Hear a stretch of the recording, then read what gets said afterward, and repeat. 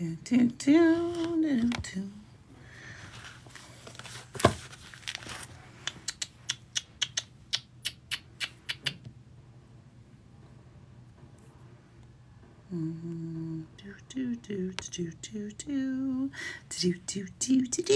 Hi. Hi. How are you? Hi, Shelly. Hey, Marda. Hey, how are you? I saw your comment earlier. I'm glad you love the owl. I just realized I didn't respond to that. So I'm glad you love it. Guys, look at these. Aren't these cute? I'm super excited about these. I always have a hard time with necklaces because I like this one, but I don't want anything to interfere with it. And so I'm super excited about these little babies. Hey, Stephanie. How are you guys? Thank you, Helen, for the roses. I appreciate you so much. Thanks for thinking about me. I appreciate you. I know it is. And like, there's a chain, a link on the back so you can choose how long you want it. But like, I like them when they're shorter because then I can keep my necklace still. Yeah, I love them. I love them. I hope you guys are doing good. So I did a little live earlier with some of the new things that I got in. I did get some bracelets. I got these little, I'm going to call them chokers, but they are so cute. I have garnet and malachite and all kinds of stuffs, but I snagged mine. Tonight we're doing shadow work. So if you're not used to me doing shadow work, it's work it Wednesday and not work it, but shadow work, right? That's what we always did. And we are going to kind of just start at the beginning. And can I teach them tap, tap, tap, like tap, tap, tap? Yeah, we could do that. We could do whatever you want.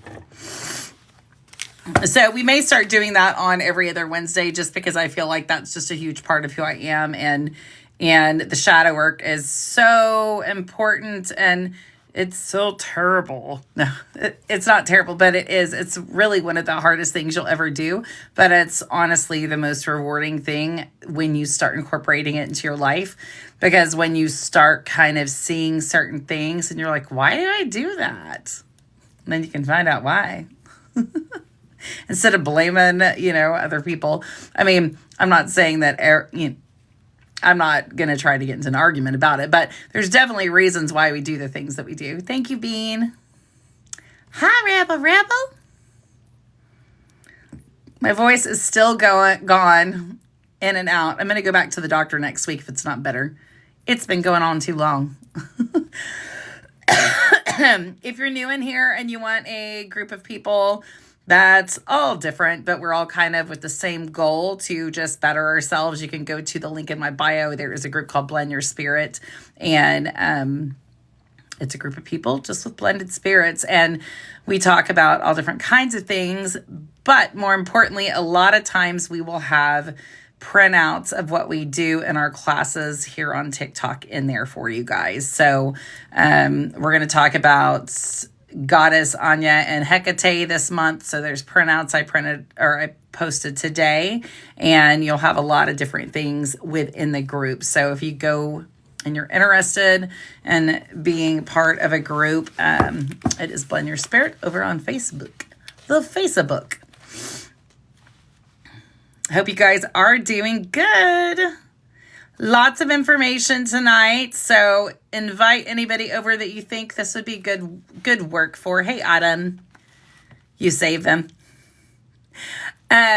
So we, me, us, all of us that are in here kind of initially started, with a different group, and we've kind of grown just as we all do individually.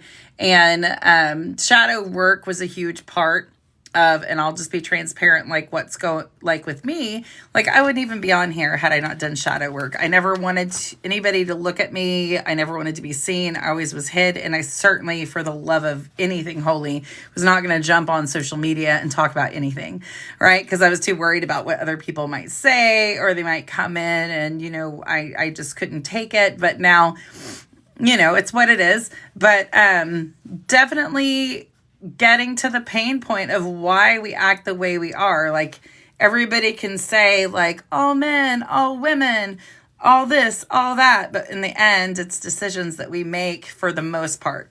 There's definitely parts that make no sense, that are just bad things that happen for no reason whatsoever.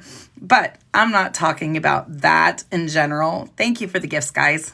Thank you so much. Hey, Ashley, how are you? And so definitely something that when you start looking internal on why, then it's like, okay.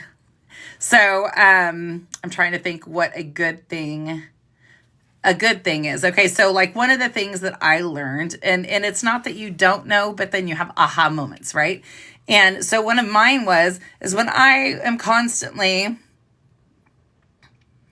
would I be friends with a cross-dresser guy? Yes, of course. I don't care what you wear. It don't bother me. So one of the things that I realized, and this is like shadow work's ever ongoing, like you're constantly should be working on yourself. If you're not and you're happy, great. But like I love diving in to find out why. And so one of the things that I saw the other day that I thought was really impactful was this: the people around you that you see potential in them, that actually isn't real potential. Now, hear me out.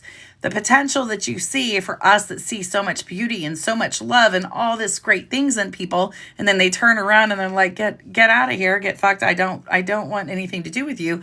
It's because that's what you would do, right? You see all the things that they have available to them, and you see the personality traits, and you see how good they could be, right? And so for you don't understand, why don't they just do this? Okay. And so it's like, well, why don't you just do that? It's really not that simple, even though I've thought it a billion times my whole life. Thank you, Ashley. I appreciate that.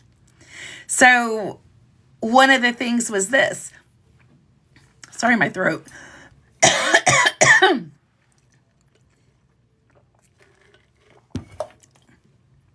It's got to go. So one of the things, oh my goodness, what is going on?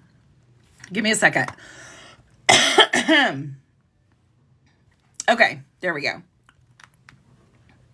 So one of the things is, I constantly would say to my husband, just listen to me. Why can't you just listen to me? And he's like, I'm listening. And he repeats everything I say. And I'm like, no, you don't hear me. And it's like, okay, he is not capable.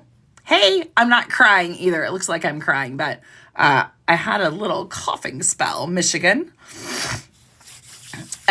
So it's like, you're not listening. Well, he's not capable of listening the way that I do. It's just not, it's not a thing. It's, I expect, like, I know what I think it is. And so that's what I'm expecting from other people. Now, I'm not saying that he should stop trying or anyone should stop trying. But what I am saying is we are all guilty of putting our own expectations on other people. We expect them to react in the way that we would. And that is so unrealistic. That is probably the most unrealistic thing any of us could ever think, though we do it every day. And so when I said, okay, I get you can't react the same way that I can, or I do. I get, like, you've had different traumas, you've had different whatever. So it's not possible for him to react the same way, even though my expectation is, well, all you have to do is this. That's mine, right? So your beauty and the potential that other people around you see is so much within yourself. Think about all the people that you think are beautiful and they have all this potential. sometimes we think they have potential and we don't even know them. And I'm not saying they don't have potential, but I'm saying it's not your job to say or push off what their potential is. So understanding things like this is all part of shadow work. Okay, so I may have some coughing fits in between, but I'm going to go through sniffle and start. So 1, shadow work. If you've been with me for a while, you've heard this story before. Just pretend like you're new. This is shadow work in a nutshell for me, right? Shadow work is this. There's a little boy and there's a dad, and they're walking down a gravel road. Little boy falls. He cuts his knee. He starts crying. It hurts. He's crying. He's bleeding. He's upset. His dad tells him, just be quiet. Shut up. Don't cry. That's not what boys do. Okay. The potential of the little boy ever doing the same thing again is very, very small. Because in that moment, he's learned that if I cry, dad loves me differently. Okay. And everybody can say whatever they want, but this is a child psychology. This is how this works. So the little boy knows, okay, dad says I'm a baby. He doesn't love me the same as when I'm being big and strong. So I'm only going to be big and strong, and I'm never going to talk about my emotions. I'm not going to cry. I'm not going to show weakness. I'm not going to be vulnerable. Not going to be vulnerable.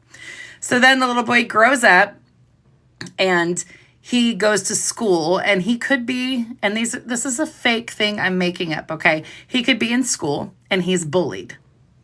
Does he ever tell his dad? Probably not. So he's bullied at school. He's made fun of.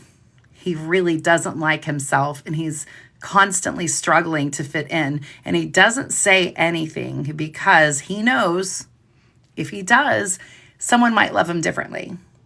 I love you. How are you? And so then he grows up and he gets in a relationship. And here's the conversation. Why can't you open up? Why can't you tell me how you're feeling? Well, the real story is he learned very young that when you're vulnerable, people love you differently. Okay. And I'm not saying that happens every single time, but what I am saying is these things play a huge role in the way that your subconscious connects the dots, and you grow up with this. So now you have an adult who is in a relationship that cannot communicate. He cannot be vulnerable because he was expected to be a certain way to receive love from his dad. Okay, so go back to your childhood and just think, how do you know if you're in a toxic relationships if you hide? Exactly, 100%. 100%. And that's where a lot of people go on about life, and then all of a sudden they're like, whoa, I've been hiding part of me my whole life. I don't want to hide it anymore. Like it's too much. There's got to be more. I had a conversation with a friend the other day. It was a weird conversation, but I said, it sounds to me like you have to hide a part of yourself in your relationship every single day. And he was like, I know you read people. I don't need you to do that to me. But yeah, I do.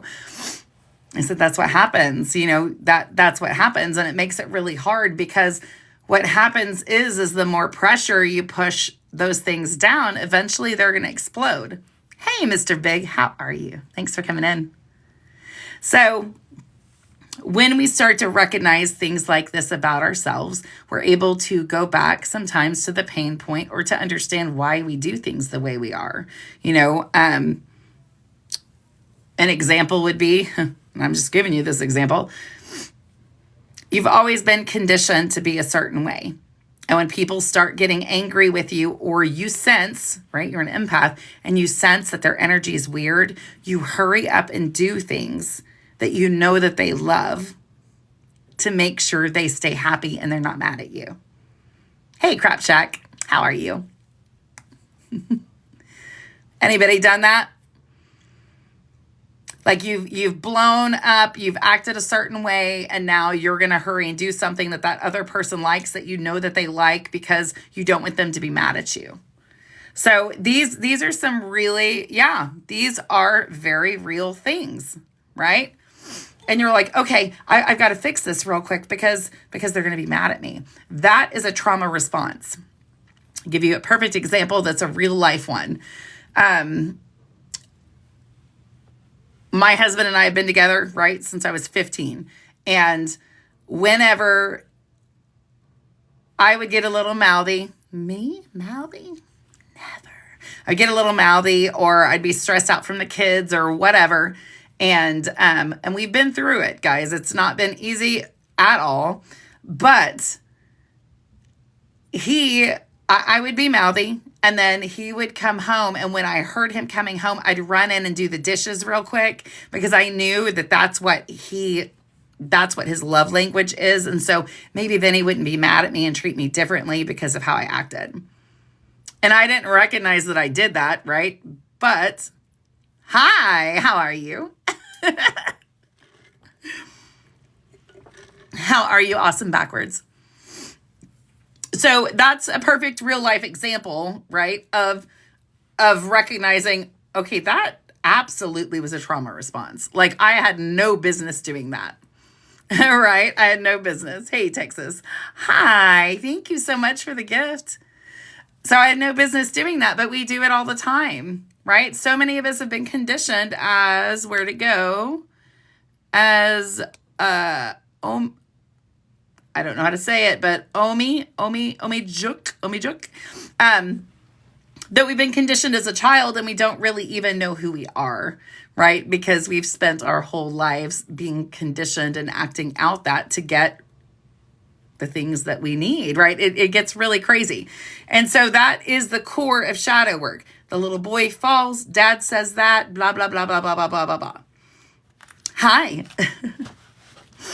So I'm going to do some notes and stuff like that. And if you guys have questions, I'm not an expert, right? I will tell you I don't know everything by any means, but I'm definitely here to help you just kind of become the best version of yourselves and discover things about yourself as well. So shadow work is a psychological and spiritual practice that involves exploring and integrating the unconscious or shadow aspects of ourselves. It's based on the concept that each person possesses both light and dark aspects within their psyche. And by acknowledging and working with the shadow, we can achieve self-awareness, healing, and personal growth. In simple terms, it's the process of exploring and integrating our unconscious aspects and the parts of ourselves that we have repressed, denied, or deemed unacceptable, or we think are unlovable. Okay? You think you're unlovable. So you pretend like you're something that you're not. The reason why you think you're unlovable is you never show your true self. So what everybody falls in love with is not even you. That's why you feel unlovable. Hey, Harley. That is why you feel unlovable. No one ever gets to know your true self. So I'm just kind of talking. I do have some notes that I can post later on. It is right and it feels right. You feel unlovable because you've never been loved as your true self. Because you hide your true self.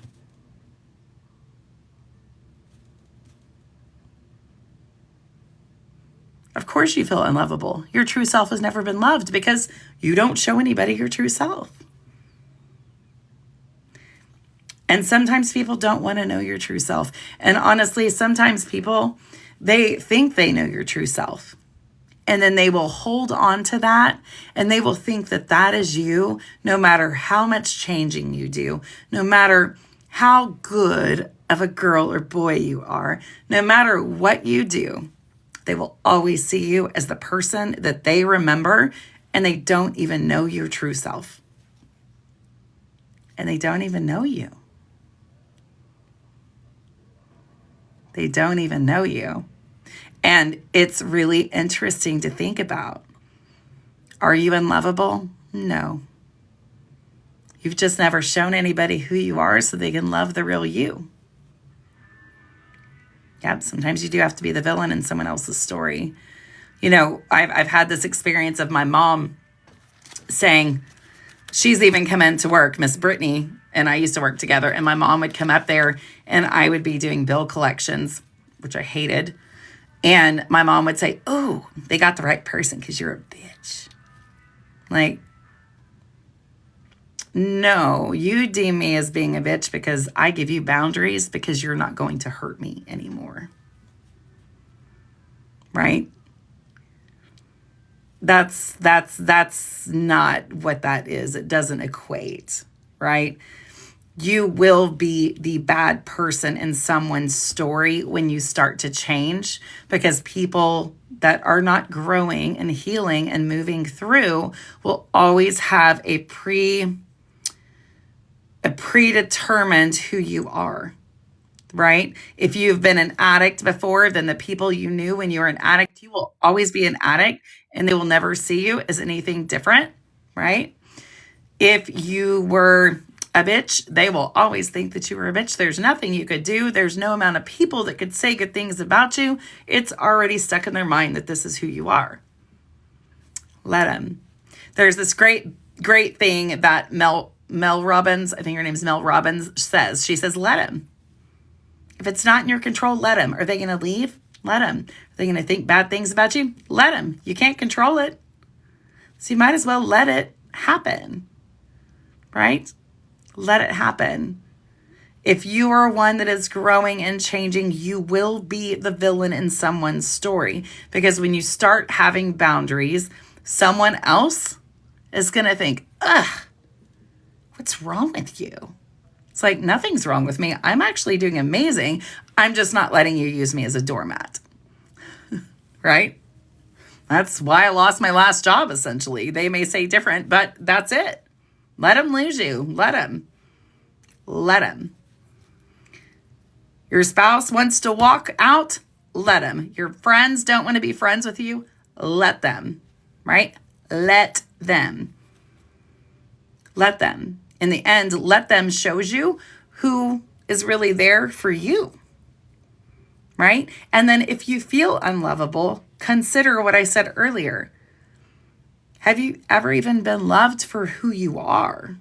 Right? Because everybody has these preconceived notions of who you are. Have you ever truly been loved for who you really are? Oh, girl, I get it. Don't think I don't struggle just because I can spout it out. I get it. I do. I have a situation. I have a friend that I don't talk to very often anymore, but there's times that I talk to him all the time. There's times I talk to him here and there. And if he wants to go and not talk, fine. Bye. Right? It's okay. It hurts, but that's your choice, right? Hey, Justin, how are you? Yeah, it's really not as easy. It takes a lot of work to know that has nothing to do with me. That is straight up a you problem. Straight up a you problem. And so it's really interesting. So, okay. So your shadow self is the part you're not going to tell anybody about on your first date.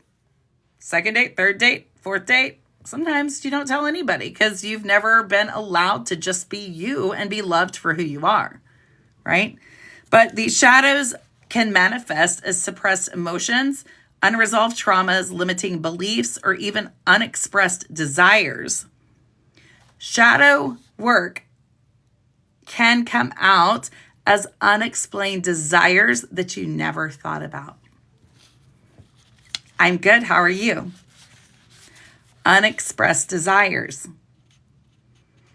Because you guys know me and I'm a sexual person, it could be that you've never been allowed to be yourself. And so you've had these desires. And as you got older, you realized them. And then all of a sudden, you just have to be who you are. And everybody's mad at you for it. They shouldn't be. I had this conversation with my youngest son. You know, it makes me no difference. But some parents, it does make a difference.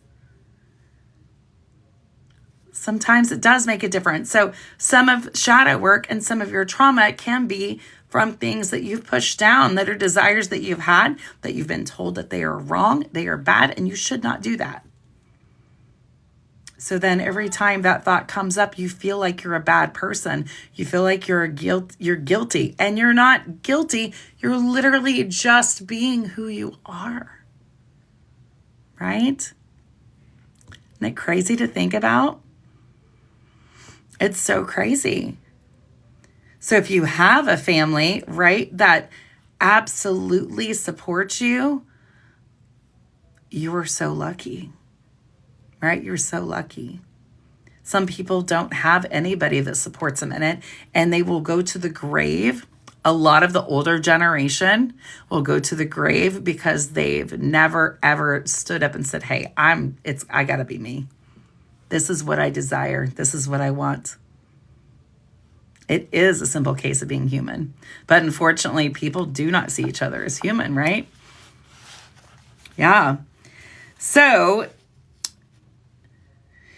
it's an essential, let's see, the purpose of shadow work is profound. By courageously facing our shadows, we open ourselves to profound healing and growth. It's a powerful opportunity to release old patterns, old trauma, and self-limiting beliefs that no longer serve you. Shadow work is an essential aspect of personal growth and spiritual development. Recognizing the things that you are and being okay with it is huge. Do any of you guys have something that you recognize that when you decided to say it or accept it, you had huge guilt and huge just, oh my God, I'm going to have a panic attack because I even think that, right? Some of it's religious trauma, some of it's family trauma, some of it, this is just how it is trauma. It triggers people and gives ego vibes, so I leave shadow combos to a movie. I understand. It does trigger people.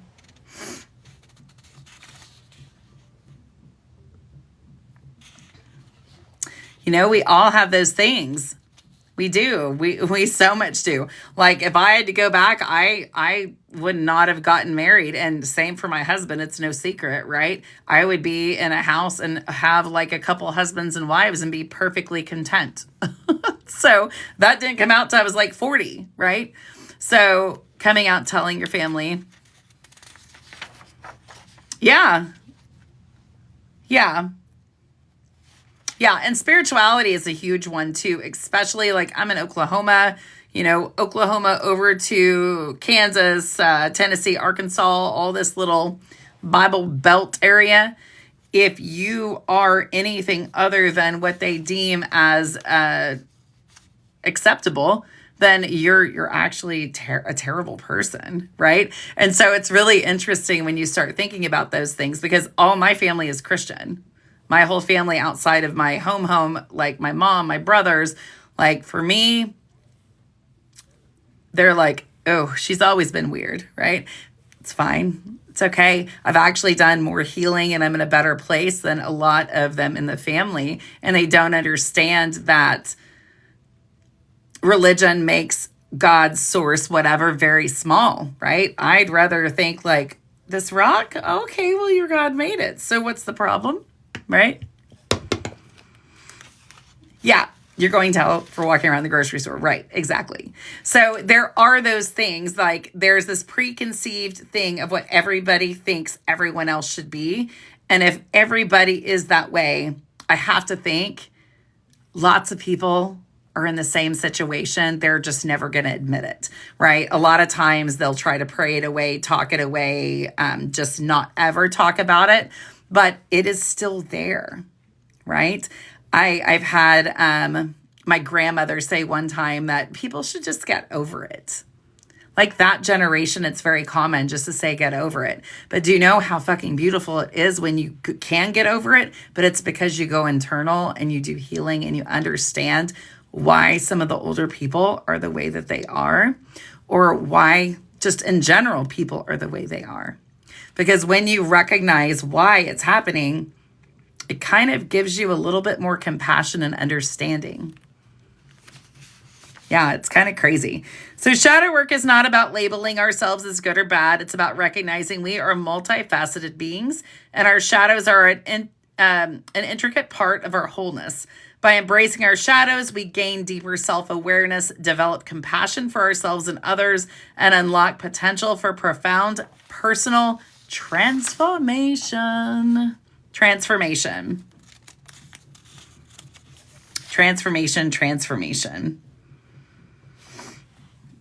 All right, here are some benefits of shadow work. Benefits of shadow work. While it is one of the most challenging and deep processes you will ever do, it can be very difficult, it can be hard, and you have to stop for a little bit because emotionally it can become too much. But you can do it. If you need a group of people to do it, everybody in the chat can tell you where to go. We absolutely support shadow work and support all belief systems, right? So the benefits of shadow work are these. Increase self-compassion. Shadow work encourages self-compassion and self-acceptance. By embracing our shadow aspects with understanding, we create a non-judgmental attitude towards ourselves and others. Okay? When you can create a non-judgmental love for yourself, you're gonna be able to do that for others. You are. Years of therapy, shadow work has helped you. I think so. I think it's helped me as well. I think that shadow work definitely you have to want to do, and you have to put work into it, right? You can't just think, I'm just going to sit here and someone else is going to do the work. You really do have to do it, and it's a forever thing, right? So relationship healing. Exploring your shadow can improve your relationships by uncovering and healing unresolved issues. As we become more aware of our own shadows, we develop more empathy and healthier communication with others. It can get ugly at first. Because when people have used you as a doormat and you start having boundaries, they don't like you. You're terrible. Personal empowerment. The first time that you recognize something on your own and you identify it, it is so empowering. Like the first time you're like, oh shit. And I've done that plenty of times just with you guys in teaching shadow work, because when you teach it, sometimes it comes out differently and you're like, oh, damn it. Like I didn't realize that, right? So it can help you in huge ways, but it's so empowering when you start to discover why you blow up when someone flips the light switch and your head spins around and you freak out. Why do you do that? Because I'm mad. Okay, but what are you mad at? Because you're being a jerk. Okay, so what did I do that made you this angry? Then you go back and you try and find it, and it's there. I'm telling you, it's there. Empowering, so empowering. Okay, self-awareness. Shadow work helps bring awareness to the aspects of yourself that have been repressed or overlooked. By shining a light on your shadow, you gain a deeper understanding of thoughts, emotions, and behaviors, allowing you to develop a more authentic. Wait, Kitty, what'd you say? A more authentic sense of self. Hey, Jess. A more authentic sense of self. Why do we do it? When you find out why, that's your authentic self. If you think you're not lovable, perhaps you've never let anyone love the parts that you deem unlovable. Maybe you should let people see who you are. Not everybody is going to tell you you need to be something specific. Spiritual expansion. Shadow work is a profound spiritual practice that deepens your connection to your higher self. By embracing your shadow, you gain insight into the universal human experience and the interconnectedness of all things. If I can work through some things, then I can share it with you. You may identify something in yourself in me, right? And then it just goes, right? Like a ripple wave, it goes to the next person and then the next person, right? So that's why for me, everything can be interconnected, right? If I never got on here and talked about losing my brother, there would be certain people in here that would not have had the connection with me because I chose to speak about it authentically. When you choose to speak about things authentically and pull things out authentically, you're going to get authentic connections that stay. You're going to get authentic connections with people that hear you. They hear you.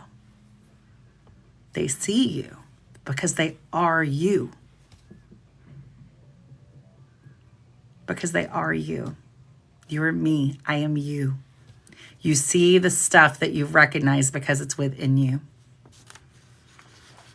Emotional healing. Engaging in the shadow allows you to heal unresolved emotional wounds and traumas. By confronting and processing a suppressed emotions, we can release old patterns, fears, and limitations. Okay, let me tell you this. When you feel like you're unlovable, when you do feel like you're unlovable, and I get it because I've been there, do you think that you're bringing in the vibration of good stuff? If you think that you're unlovable, you don't think that you're worth the things that you want. So you want to know why things can't move forward and nothing goes right? Because you're not lovable. You don't think that you're worth it. And why in the hell would you not be worth it? And why in the hell would you not be lovable? Why? Because you made a bad decision? Because you used to be an addict? Because you're too fat? You're too skinny? You're too mean? You're too nice? Tell me. Give me an excuse, right? Why? Because you have a disease? Because you're sick? Because you're too happy? Because you're too sad? Is that even you? Is that even who you are? Is that even who you are? Is it even who you are? Is it even who you are? I've struggled with, am I good enough? And this is just me being transparent with you guys. And here's the real, raw part. My whole life, I hid behind my weight because I'm a chunky, curvy monkey, right? I hid behind my weight. People will make fun of me. They don't like me. They don't love me. I'm ugly. I have things wrong with me. They don't listen. Every time I'd go somewhere, I'd hide over at the side. When I go to a bar or a restaurant, I'd sit in the back corner so I could see everybody. So I could feel out who was safe and who was doing what.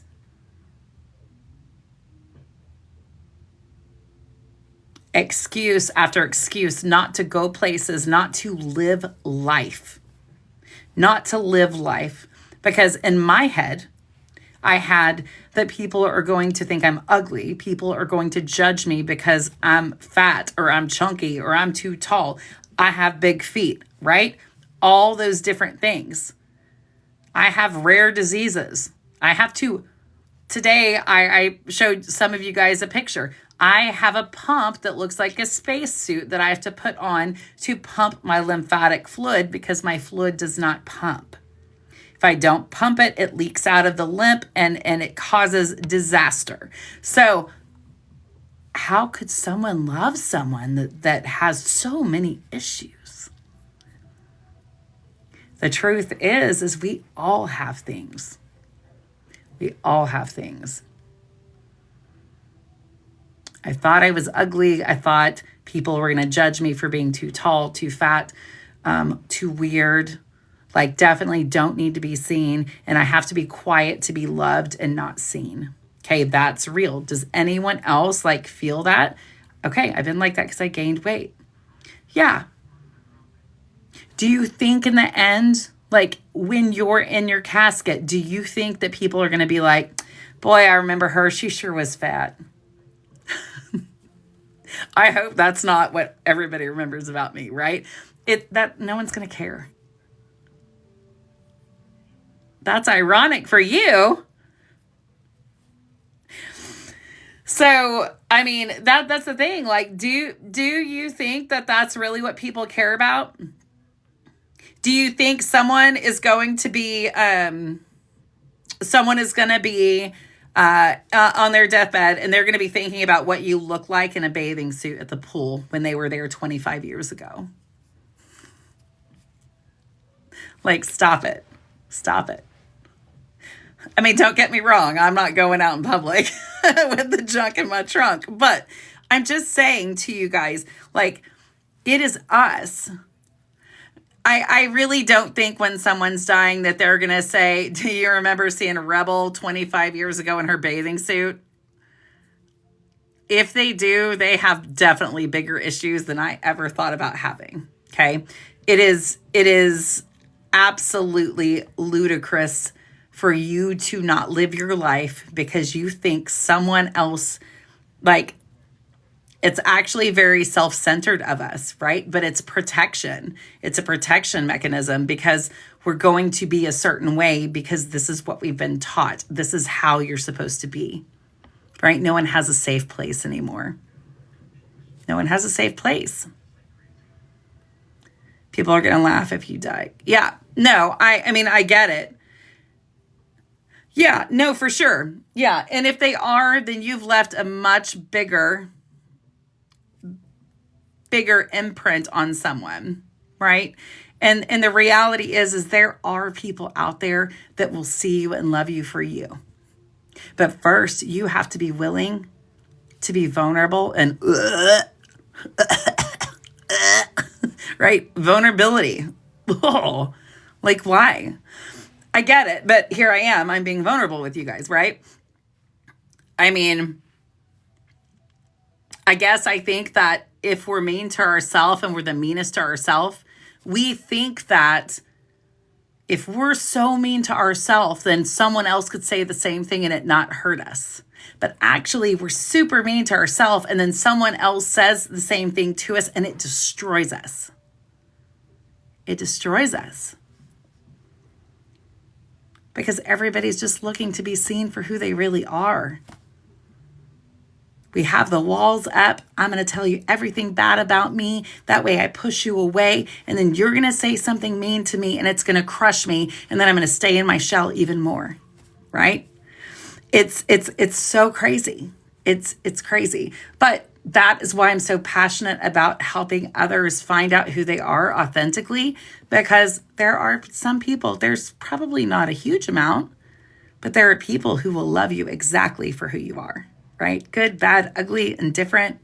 They don't care. And they don't see the flaws that you see. They don't see the flaws. Like all of you guys that I know that have been with me for a long time, you could probably point out everything you hate about yourself, and I could tell you 500 things that I love about you that I don't even see.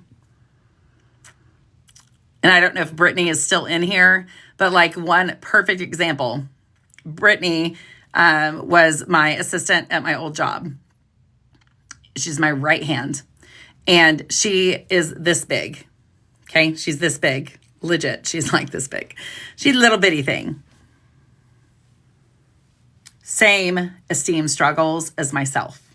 I'm probably, I don't know, not 5 of her, but I mean, it's just, it's just, she has the same struggles. She'll gripe about her teeth, and I don't even see any issues with her teeth, right? You don't see how beautiful you are, right? And you also don't get to judge and see, you don't get to dictate how other people see you. Hey, Wander, my eyes, I'm blind. Wanderoni. Hi, Wanderoni. How are you? But so it's like, it's so much stuff, but emotional healing, transformation, and growth. The moment that you actually see some benefit or some little light bulb go off, you're going to feel so empowered, right? You're going to feel empowered. Integration and wholeness. Shadow work helps us integrate fragmented parts of ourselves reconcile the inner conflicts. As we accept our shadow aspects, we move towards a state of inner wholeness. Doing shadow work, does that mean that your parents are going to accept you? No. Does that mean everybody around you is going to accept you? No. What it does mean is that you're going to find out who you are authentically and why you react the way that you do authentically. And you're going to know yourself. And you're going to know yourself. I call it flip the pancake. I don't know what that means, dear. Okay, so here's some key principles. All right, understanding the shadow. The shadow refers to the parts of ourselves that we have repressed, denied, or disowned. These can include our fears, insecurities, traumas, unresolved emotions, and socially unacceptable aspects of our personality. The shadow is often formed in childhood as a way to cope with perceived threats or to fit into societal expectations. Yeah, absolutely. Integration of wholeness. This is a key principle as well. The purpose of shadow work is to integrate these hidden aspects into our conscious awareness. Creating self-acceptance. It involves bringing these shadow elements to the surface, examining them with compassion, and integrating them into our conscious self. Self-reflection and inner exploration. Shadow work requires self-reflection, a willingness to explore our thoughts, feelings, and behaviors with honesty and curiosity. It involves diving into our past experiences, belief systems, and patterns of behavior to uncover the underlying causes.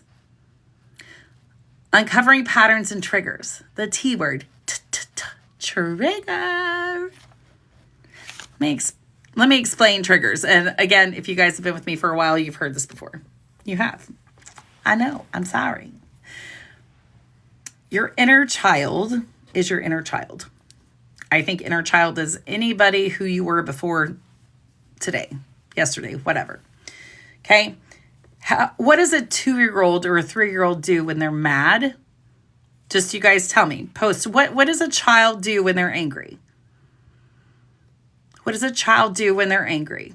A normal child. What does a normal child do when they're angry? Right? They will lay on the floor. They have a tantrum. They throw things. They're angry. Why do you think your inner child is any different than a toddler? Because they do things you end up being embarrassed about when you're triggered, which is no different than your 2 or 3-year-old throwing a fit in the store, right? It's embarrassing because they don't know what to do. They don't have someone protecting them. At least they don't think, because you haven't gone back to go see why they're acting a fool. You were never allowed to, right? So Jess, when you get mad, I would bet if you were never allowed to feel emotions, I would bet when you get mad, I bet you're like me. And it's like, when I get really mad, I'll just destroy everything in my path. That's why I have done my work and I try to really understand why it's that way. Because when you're not allowed to as a child and you're only shown love when you're acting like a good girl, then you're terrified to show emotions to anybody. You're terrified. Yes, no, I fully get that. I do. Yeah. So your inner child will lay on the floor, throw a tantrum, say things that they don't even know what it means. You'll have things slip out of your mouth that really you shouldn't say. And you wouldn't say it as a healed adult, because all these situations that you're in as an adult are not the same as all the others that you've had in your past. But your inner child does this. Your subconscious and your inner child is such a good protector. It's such a good protector. Such a good protector. It says this: Jess, aren't you mad? Can you believe that they did that to you? They really don't love you. Can you believe that? you should just tell them that you don't even care. You have to tell them how it is. Like, you can't just let them do that. Like, they're going to hurt you. And what do? Okay. As an adult, right? As an adult. When Rebel gets a trigger, I'm not calling anybody out, right? I'm just using names. When Rebel gets a trigger, hey, Rebel, those people are talking about you and they're saying bad things about you, and they don't really think that you do very good at paranormal. They think it's stupid that you even think that you're good at it. Rebel says, but I am good at it and I really love it. And it makes me feel good about myself. And her inner child says, you know you weren't ever good at anything. You know you have to be this way. You have to be a certain way. And Rebel, if you're not, then what if they don't like you? And then Rebel says, well, Rebel does what Kitty does. Well, fuck it, I'm just going to go hide in bed. Right? But it's the reality is that Rebel has to say to little Rebel, do you know what? I can't believe that you really feel that way about yourself. Like, I don't want you to feel that way. Like, I completely believe in you and you will do such great things, but you have to stop worrying so much about all the nasty things that they say. And she'll say, but Rebel, they're going to hurt you. And then Rebel's going to say, but they're not going to, because I understand that I am powerful and my energy is powerful and I know that this is what I want to do. But what? But maybe you're right. Is that right? Am I not good? And then your inner child goes, yeah, remember, you can't do it. You can't do it. You don't want to, because remember last time when that happened and it turned out really bad. And then Rebel's like, you know what? You're right. Yeah, I'm not going to do that because I remember what that felt like. Right? Same thing. I'm going through a specific thing that some of you guys know the answer to. And it's this. Right? And it's like, wake up in bed. And I'll kind of replay the video that I made the other day. And it's like, you wake up in bed and you're anxiety, crazy anxiety. Okay, what's going on? My heart's racing. I can't breathe. I feel nauseous. I'm not sleeping. And then I'm replaying scenarios in my head that absolutely I can't do anything about. In fact, I'm not even part of it anymore. And I'm like, okay, all right, little kitty, what is your problem? Well, because they did this. They made you feel this way. Like, aren't you mad at them? Because they didn't even see that you did that, right? And so you have to get them back, or you have to do something. Like, remember, they hurt you. And then little, me is like, well, I actually don't even care that I'm not there anymore. So it doesn't really bother me that I'm not there anymore. But now that you're talking to me, you're definitely giving me some anxiety. So maybe, little kitty, you're right. She's like, yeah, that's right. Remember, you have to be mean to them, or you have to think about, what did you do wrong for them not to like you? Because you messed up. Right? And then me as an adult, I'm like, no, I really didn't do anything. I gave my all. And the fact that they didn't want it, that's their problem. No, but it might happen again. They might not see you. It's okay. They don't have to see me. It actually doesn't even matter. Right? And then you have to say, you know what? I'm going to protect you. Give me your hand. Right? You take your little inner child's hand. Come with me. Come with me. Okay. Where are we going? We're going forward. Like, I'm not letting you stay there and be sad and scared. But it's scary. Yeah, it's scary. I'm scared, but I'm going forward. I'm not staying there. But what if they hurt me again? They're not going to hurt you because you are worth it. Right? Little Jess, you were always worth it. Little Rebel, you were always worth it. Little Kitty, you were always worth it. Little Stephanie, You were always worth it. It was never about you, right? It was about other people feeling like they weren't worth it, so they projected it onto you, but you were always worth it. Little Shelley, you were always worth it. If a child came to you today, little Crow, you were always worth it. If a little 4-year-old child, 5, 6, 7, 8-year-old child came to you today and said to you, I can't do this because it's super scary, what would you say to them? Would you say, yeah, you're right, you're dumb, you shouldn't do it? Why do you say it to your own inner child? Why do you dismiss your inner child like that? Why? You would never do it to another child. If little Kitty came to you and was broken, you would never say, sucks to be you. You should probably make better decisions. Why? Right? You would sit them down and say, yes, you can do it. You would say, here are so many different ways that you can do it. Right? My grandson, I mean, he won't sit down long enough for a conversation, but it would be like, you can't do it, but you can. I'll help you. How can I help you do it? You need all of my money? Okay. Do you need all of my energy? Okay. How can I make this work? You mean you're going to help me? Mm-hmm. Yeah. If he came to me, why are you going to help me? Because I would give you anything for you to see how special you are. You have to go back and you have to reparent your inner, right? You have to.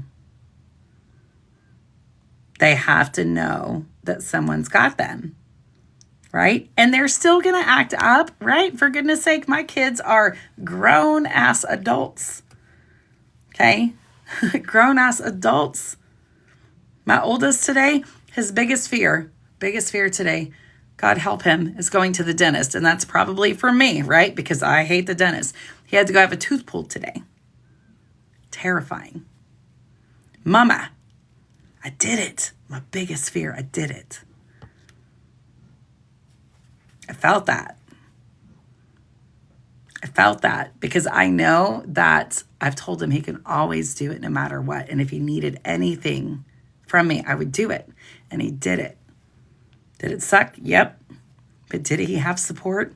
100%. Right?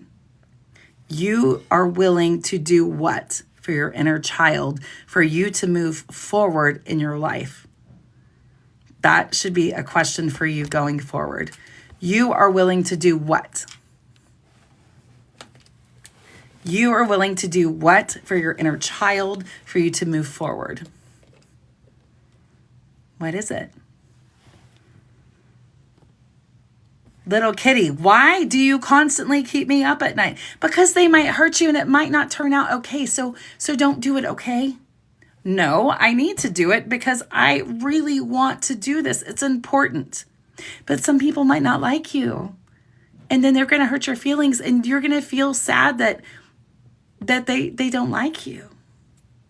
But it's okay if people don't like me because I'm trying to do the very best that I can, just like you could. But no, you don't do that. It's better for you to be quiet. Don't talk. It's safe. I know that that's how you felt, but I want you to know that I can talk to you about anything. You can talk to me about anything because I'll keep you safe. No one's going to hurt you. I'm honoring all your feelings. Honor your feelings. Hi, Mortimer. Keep her protected and safe. Do you honor your inner child's feelings? When you wake up in bed in the middle of the night and thoughts are spiraling and you're repeating the same conversation over and over and over, You have a bill to pay. Something bad has happened. You think someone doesn't like you. Whatever. Mortimer, I do the same thing. I always say I'm just a vessel for the universe. Do you honor how you really feel, or do you push it down so no one can see it? And then in the same breath, you gripe because you feel like you're unlovable, yet you've never shown anyone who you really are so they can love the real you?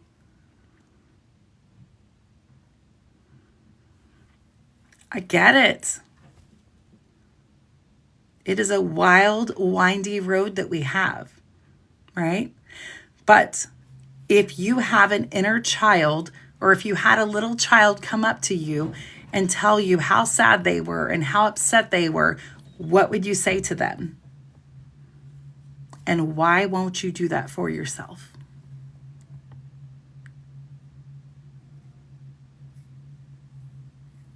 Why won't you do that for yourself? The answer is you will. You need to.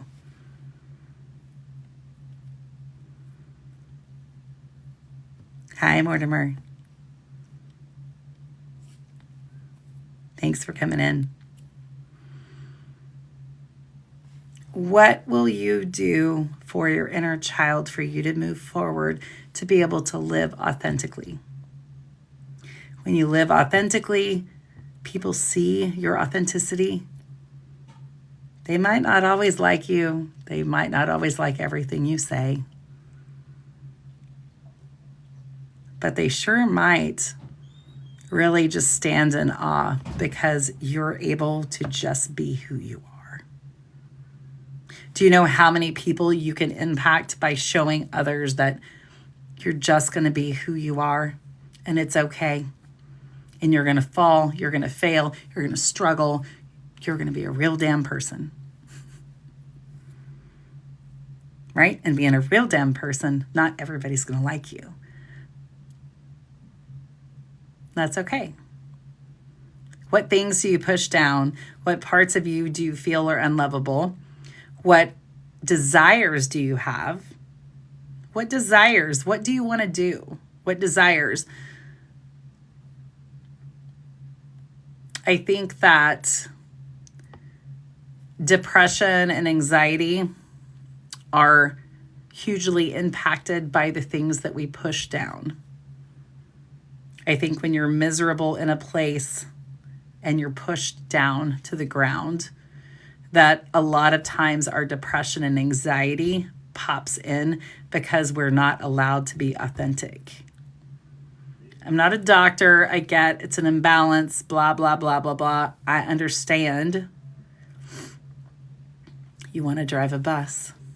So then how are we going to make that happen? I just want to travel and go places.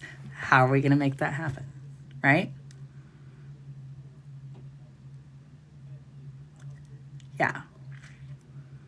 When I did the money jar, I am open to receive the blessings coming to me. Are you open to receive? You could say yes all day long. You can say yes all day long.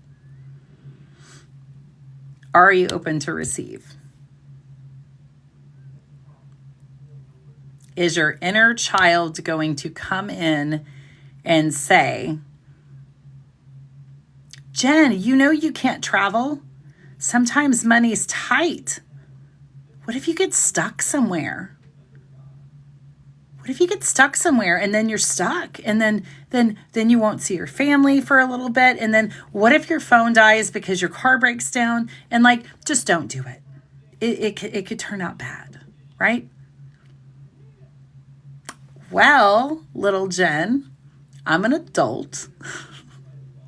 Lots of people that can help us. You don't have to worry about being alone anymore because we have grown up and we are taking care of ourselves and we have friends and we have family and we have people around us that we can depend on, even if it's only ourselves. Right? right? But do you see what I'm saying? Like, as we go through the shadow work, these are things to ask. And I really didn't know what we were going to talk about tonight, right? I had no idea. I talked to Shelly and I was like, she said, let's do shadow work. Okay. And here we are, right? It's impactful. Do you believe that you should receive the things that you want? Do you believe it? Healing and transformation. Shadow work is a transformative process that allows us to heal and release emotional wounds, trauma, and limiting beliefs. Various tools and practices can support shadow work, including journaling, dream analysis, meditation, inner child work, visualization, and ritualistic practice. I do have on my Restream that I put out, there's like a quick 10-minute inner child meditation. If you haven't done it, do it. It's not perfect by any means, but it will get you where you need to go. Okay? Compassion and non-judgment. Shadow work requires a compassionate and non-judgmental attitude towards ourselves. And you have to remember, it is an ongoing process. It's an ongoing process. It's ongoing. Hey guys, thanks for coming in. So here are some ways that you can do your shadow work. You can start. It's a long process. Once you start and you're like, oh gosh, and it can become emotional and it can become difficult. So you want to make sure you have people that you can reach out to. Okay. Self-reflection and awareness. Begin setting aside a dedicated time for self-reflection so you can start to explore your shadow self. I will say this 100 times. I will say it 1,000 times. A trigger is an open door, open invitation to a classroom where you are the subject to study. You can shut the door and walk by, but it's going to pop back open again. So it's really great to stop for a moment and figure out why you just, I won't say overreacted, but why you reacted in the way that you did. And you may not discover it immediately, and it's okay, right? It's reflecting. Man, why did I just act crazy? Right? Why? Literally, they just moved like a plate off the counter. Why did I act insane? Same girl. Same. Identify shadows. Pay attention to recurring themes or patterns in your life that indicate shadow aspects. These can include fears, insecurities, destructive patterns, negative self-beliefs. Notice situations that trigger intense emotional reactions or patterns that seem to repeat. Take note of dreams, fantasies, recurring images that may offer insight for your shadows. Seek support. Shadow work can be intense and emotionally challenging, so it is helpful to have a support system in place. You don't need to share details with others, but sometimes it can be helpful to consider working with a close friend, counselor, trusted mentor. This, of course, is completely up to you. You may also want to engage in a community. Hey. Inner child work. Our inner child experiences often shape our shadow aspects. Engaging in inner child work can help you uncover and heal wounds from the past. Through visualization, meditation, and rituals, you can connect with your inner child and offer nurturing, validation, and love. This can help heal wounds of unresolved traumas and promote inner integration. Regularly engage in practices to identify and integrate your shadows. Oh, yeah, absolutely. So you can come to, I think every other Wednesday, we're going to do shadow work stuff. So you can definitely come in the group, especially many that have been with me for a long time. We used to always do work at Wednesdays, which is shadow work. So I do expect to do, next month, I'm planning on doing a tarot class. It's a 2 or 3 it'll be 2 or 3 days because it's a lot of information, but I will also do a self-love / shadow work for February too. And it'll probably be this book because this book's 40 or 50 pages. So it may be this, but yeah, you can, anybody in the group, We could even start like a shadow work chat, as long as we try and keep it to where it's shadow work chat. Or we could do a thread in there, to where everybody pops in on the shadow work stuff. So I did want to touch real quick on this. There are certain deities. If you are one that works with deities, goddesses, things of that nature, there are some goddesses that are really, really great to look into and learn. Okay. If you are one that's like, well, I don't do that, that's fine, right? It's okay. You don't have to work with them to understand what they represent. And so my goal and hope for you in this is that the deities or the goddesses that I talk to you about, that you can go in, you can look at what they represent, and you can see if that is something that, you're drawn to. For me, I have a couple of goddesses that are like, that's my thing. I have one. Who's my number one goddess? Anybody know? My number one. And she is on here. Okay, is Persephone.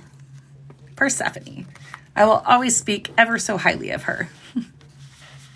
Okay, it's Persephone.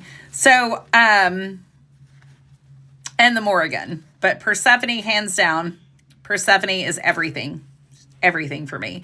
Let me explain to you why, and I'll give you a little bit of goddess information for those of you that don't know. I have a tattoo of her here, right? And I have Hades on here too. Okay, so Persephone, right? Persephone is this beautiful maiden. She's chilling in her flower garden, looking at flowers. And there's two different stories, but I'm going to do one and then I'll do the other. And the ground breaks open. Zeus's brother Hades comes in with his horses and kidnaps her and takes her down to, the underworld. Her mother is very upset. Sorry, I'm sneezing. Her mom is very upset and she wants her daughter back. Okay, she wants her daughter back.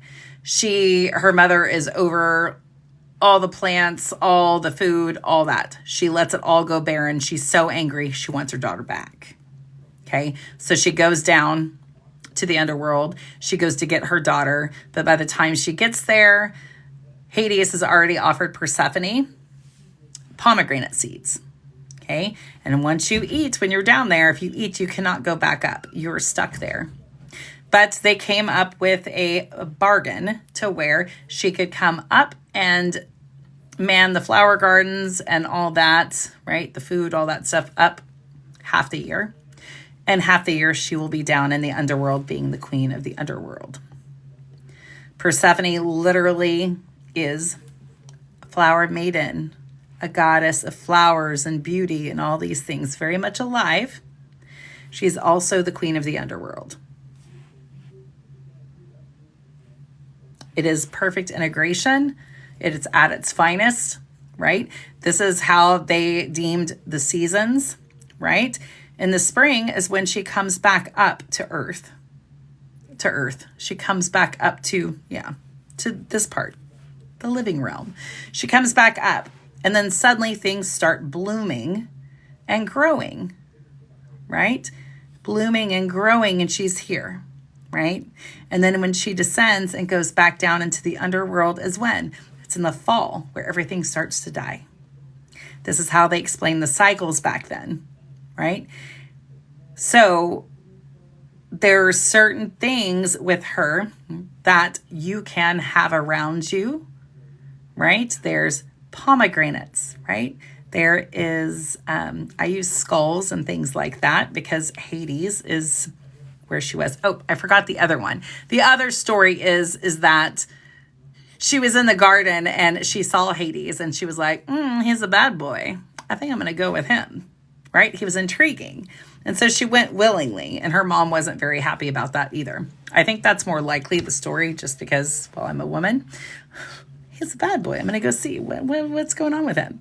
So that's the other story. But nonetheless, that is kind of what happened with her. So she is the perfect combination of that, right? He was on a Harley, right? He's a bad boy. I'm going to go see what's going on.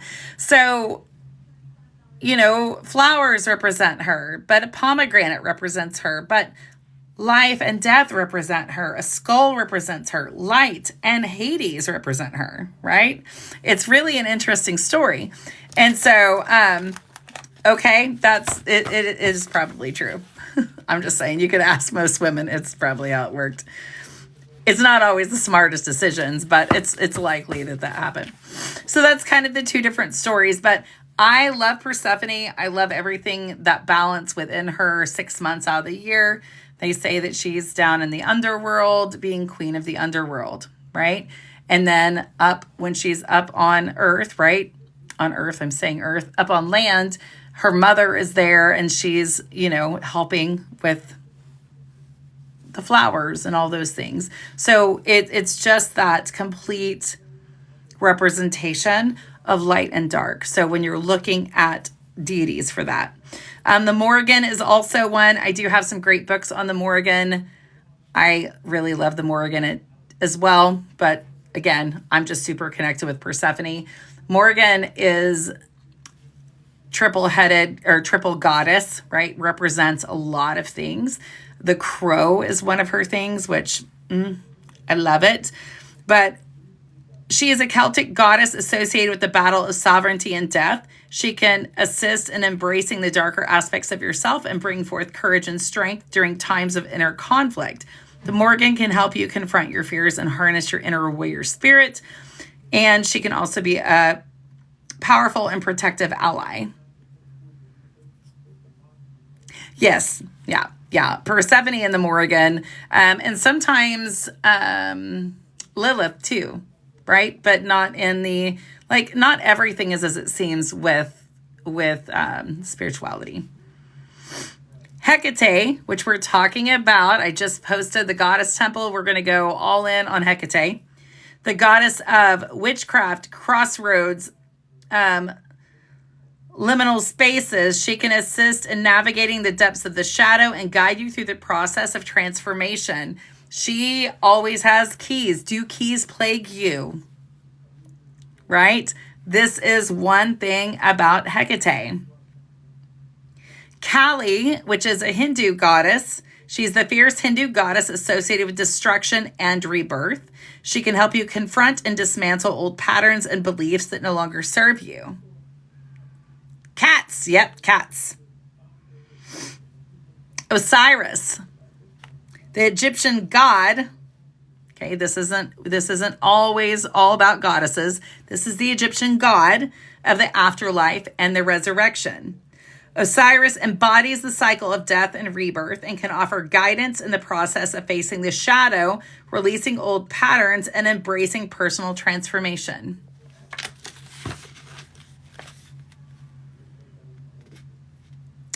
Hades. I have Hades. It's not his hand, it's a skeleton hand on my arm holding a pomegranate. I can show you in a minute. Hades. He is the Greek god of the underworld. He holds the key to the realm of shadows. He can guide you through the process of confronting and integrating your own darkness. He can offer insight and support as you explore the depths of your being. He was also very much in love with Persephone, who was a being of light. A being of light and beauty. Okay, so those are some things that you can think about and do a little bit of discovering. So that is tonight. We will go more into this next month when we do have a class. I'll show you my Hades if you want to see.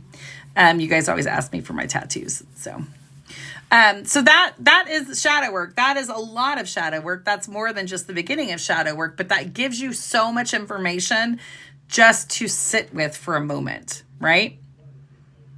How do you talk to your inner child, right? How would you talk to a little kid that came up to you? Okay. All right. Let me see. All right. So here's Hades. Here's Hades' arm holding the pomegranate. It's a skull. And then, I don't know if you can see her. There she is. So that's Persephone.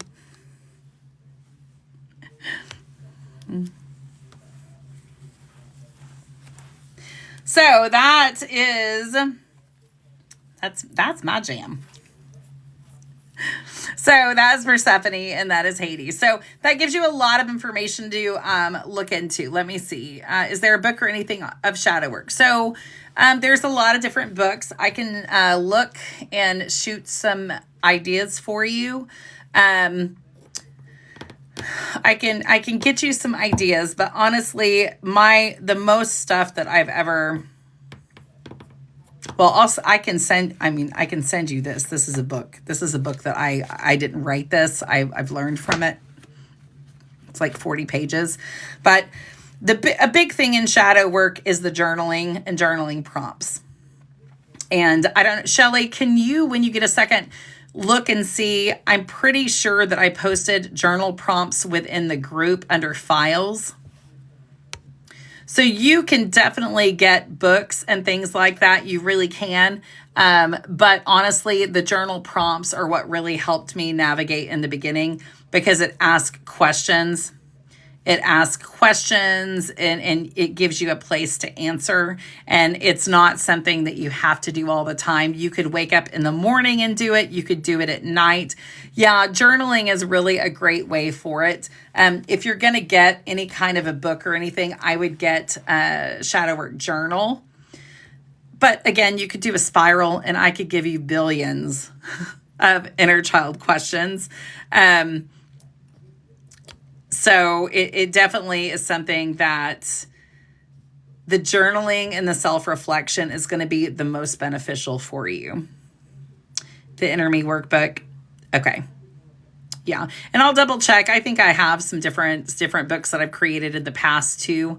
So I'll look and see what I have. But self-reflection and working on yourself in the moment, right? When you get super pissed off about something,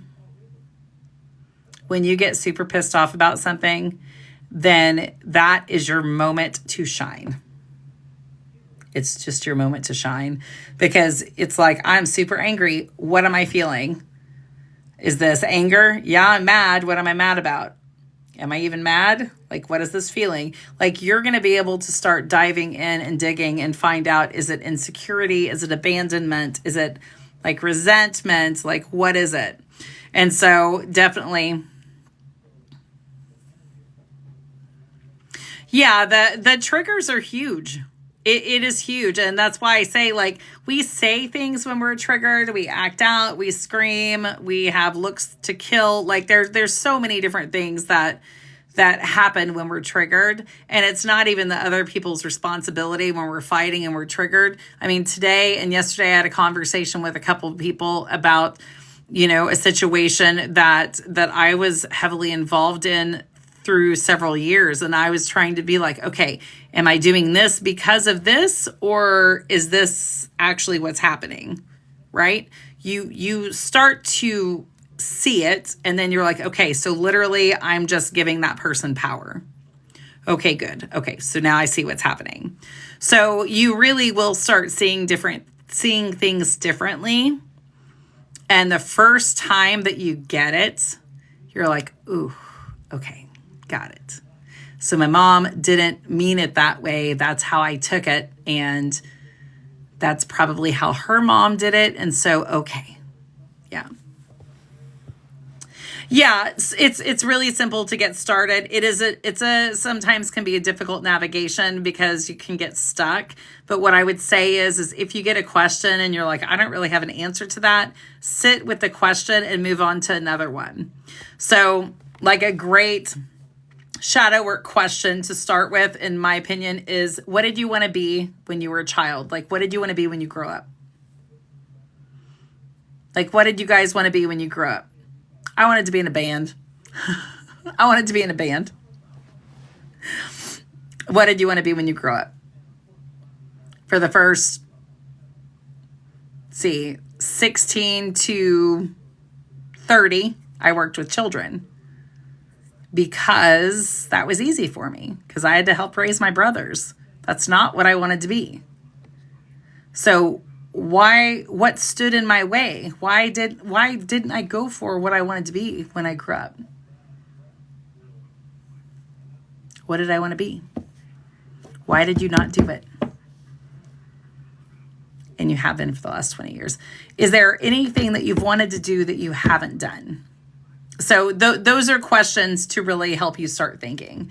Like, is there something you wanted to do you haven't done, and why haven't you done it? And then you have to question, did you really want to do it that bad, or what's standing in your way? Because Hollywood is dirty. It is. It is. The world's dirty. So that's a really great question to ask yourself. Another one is,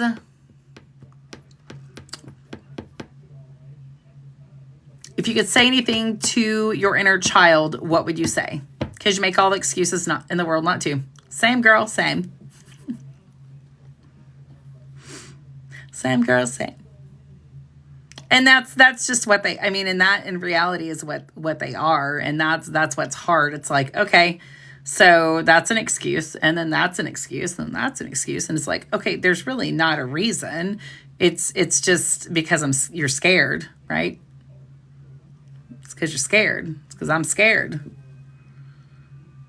Because one, what if it doesn't work? And then we're like, yeah, we knew it wouldn't work. But what if it does? That's terrifying. Terrifying. What if it does? Do you know how many people will see you?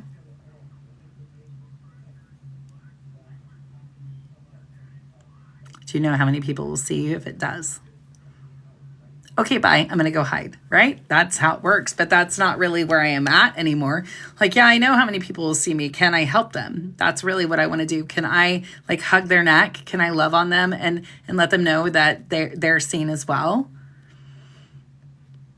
No, I don't want to be seen, but sometimes the universe tells you like, you're going to have to do this because this is part of your work. That way you can help other people. And then you're like, all right, well, I'm not one to stand in the way of the universe because I really am sick of being miserable.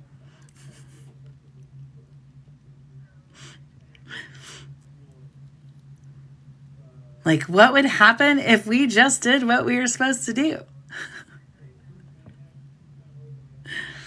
So yeah, it gets wild.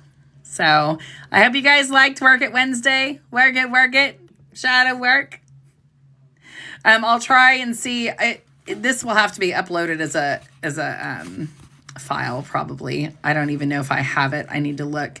But if any of you guys have stuff that you want to post and blend your spirit, especially for anyone that's new in there, definitely do that.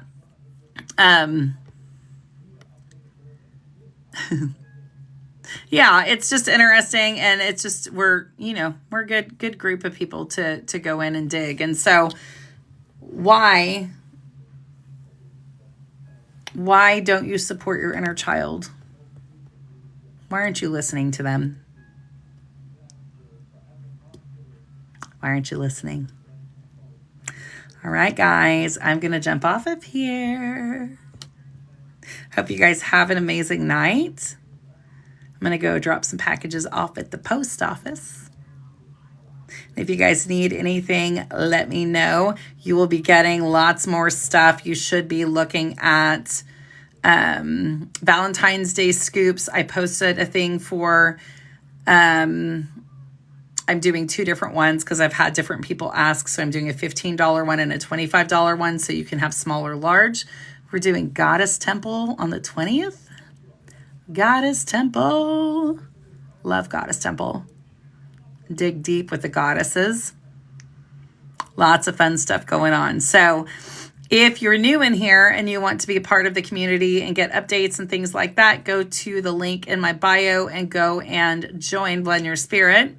And then Rebel, let us know when you're going live and we will all come hang. Hang. So I appreciate you guys. I hope you have a beautiful evening. And Rebel, let us know when she's going live and we'll go stalk her. Bye. Okay, in an hour. All right.